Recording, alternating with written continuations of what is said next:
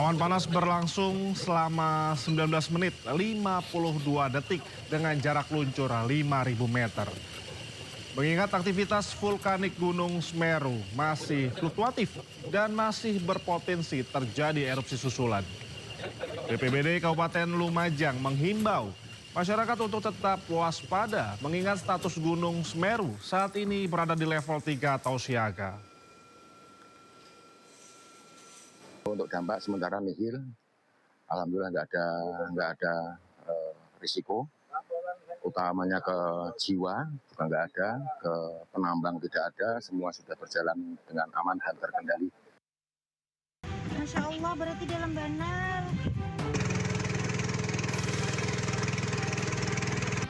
Inilah situasi Desa Kalibesar, salah satu desa yang terdampak banjir di Kecamatan Kurau, Kabupaten Tanah Laut, Kalimantan Selatan. Desa yang berada di bantaran Sungai Maluka ini sudah belasan hari terendam banjir dengan ketinggian bervariasi mulai dari 10 cm hingga 1 meter. Selain merendam permukiman, banjir juga mengenangi jalan akses menuju desa yang berada di paling ujung dari Kecamatan Kurau hingga menyulitkan warga beraktivitas. Meski sudah belasan hari terendam, sejumlah warga memilih bertahan di rumah masing-masing, sebagian lainnya mengungsi ke desa tetangga. Selain kesulitan beraktivitas, warga juga dihadapkan pada sulitnya mendapatkan air bersih. Biasanya warga menunggu penjual air keliling dengan harga Rp2.500 per jerigen. Setiap musim banjir, Ambil ke sini. terpaksa beli air. Iya. Ini untuk minum aja, Minum sama masak. masak.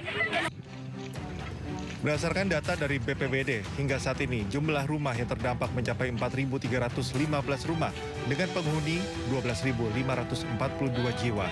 Dari 4.315 rumah yang terdampak, sebanyak 2.916 diantaranya tergenang hingga dalam rumah yang dihuni oleh 9.498 jiwa. Dari Kabupaten Tanah Laut, Kalimantan Selatan, Zulkifli Yunus, iNews melaporkan. Banjir dipicu hujan deras yang terus mengguyur sejak beberapa hari terakhir. Banjir diperparah akibat jebolnya tanggul Sungai Batang Toru. Ratusan rumah warga di desa Hapesong, Baru, Batang Toru, Tapanuli Selatan, Sumatera Utara terendam. Ketinggian air bervariasi hingga lebih dari 1 meter. Akibat banjir ini warga kehilangan harta benda dan tidak bisa beraktivitas. Sebagian warga terpaksa mengungsi ke tenda darurat yang didirikan secara swadaya.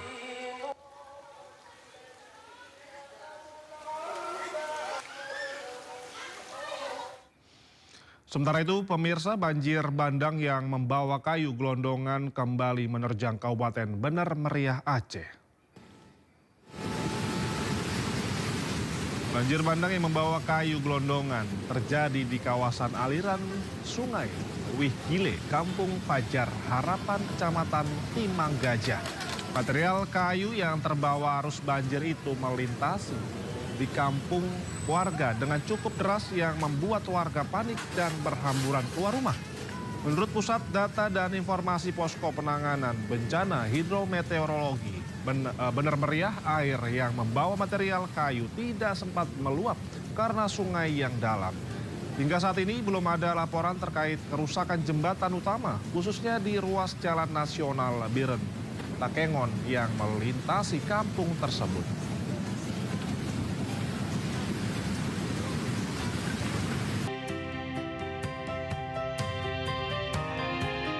Jembatan penghubung antara Kabupaten Nagan Raya dan Kabupaten Aceh Tengah resmi dibuka untuk umum Rabu 7 Januari 2026.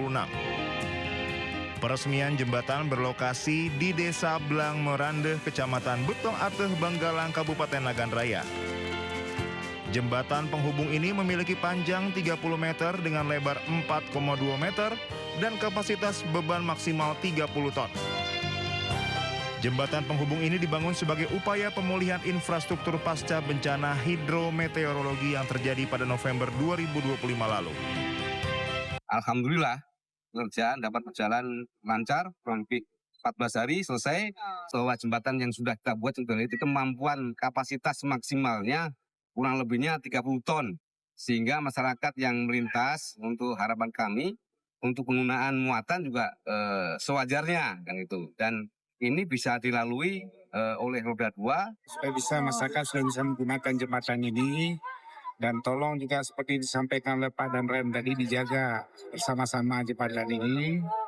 Kemudian ada satu PR lagi kita di Nagan Raya, saya sudah sampaikan kepada Pak Danrem, itu di Kecamatan Darul Makmur masih ada satu jembatan lagi yang putus.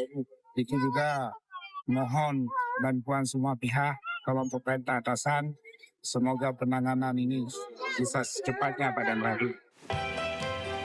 Sebelumnya jembatan ini rusak diterjang banjir bandang dan mengganggu mobilitas serta perekonomian masyarakat. Pembangunan jembatan penghubung ini telah mengembalikan konektivitas antara Kabupaten Nagan Raya dan Kabupaten Aceh Tengah. Masyarakat diimbau agar menggunakan jembatan sesuai kapasitas yang telah ditentukan serta bersama-sama menjaga dan merawat jembatan demi keselamatan dan kelangsungan fungsi jangka panjang. Dari Kabupaten Nagan Raya Aceh, Afsah Anyus melaporkan. Tumpukan sampah di Pasar Induk Kramat Jati masih terlihat menggunung. Tumpukan sampah bahkan mencapai lebih dari 4 meter. Selain menyebarkan bau menyengat, juga terdampak terhadap pencemaran udara sekitar serta mengganggu aktivitas pasar. Penyebab tumpukan sampah di Pasar Induk Kramat Jati ini karena tingginya aktivitas perdagangan khususnya komoditas sayur dan buah-buahan. Sementara jumlah armada pengangkut yang tidak tersedia tidak sebanding dengan peningkatan volume sampah tersebut. Setiap hari Pasar Induk Kramat Jati menghasilkan sampah dalam jumlah 120 hingga 150 ton.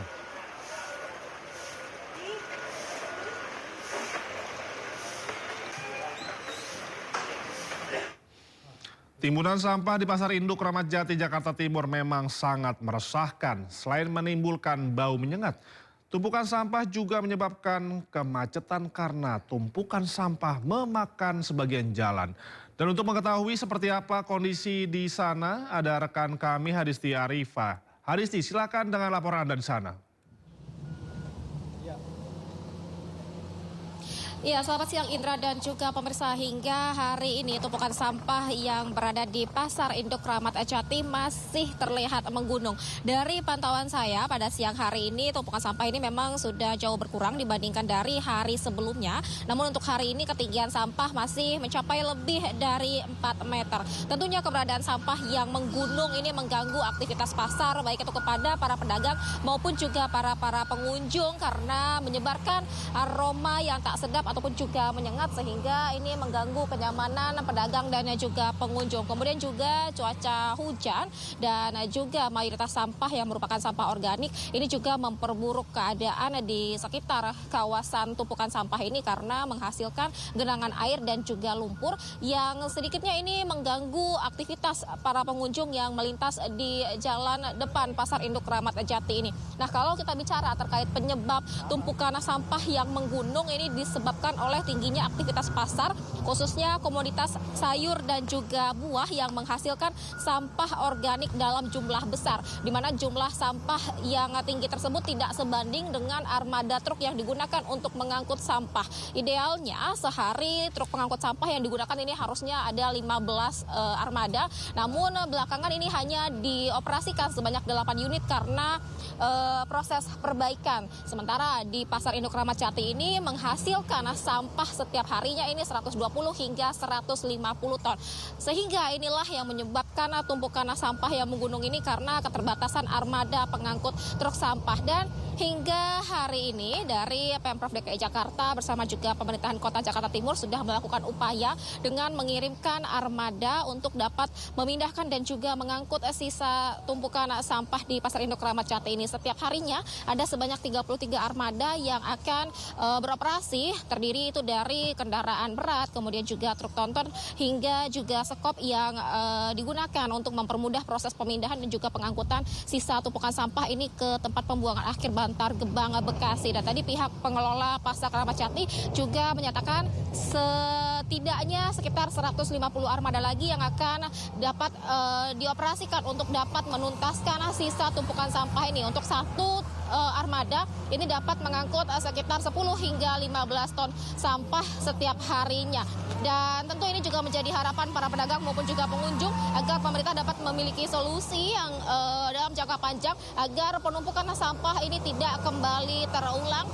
Dan pihak pengelola Pasar Kramat Jati tadi juga sudah menyebutkan bahwa nantinya ke depannya dalam jangka panjang akan mengupayakan ketersediaan armada pengangkut sampah yang cukup, yakni adalah sebanyak 15 setiap harinya. Indra, demikian. Baik, terima kasih rekan Hadisti melampaikan langsung di Kramat Jati, Jakarta Timur. Selamat bertugas kembali, rekan Hadisti.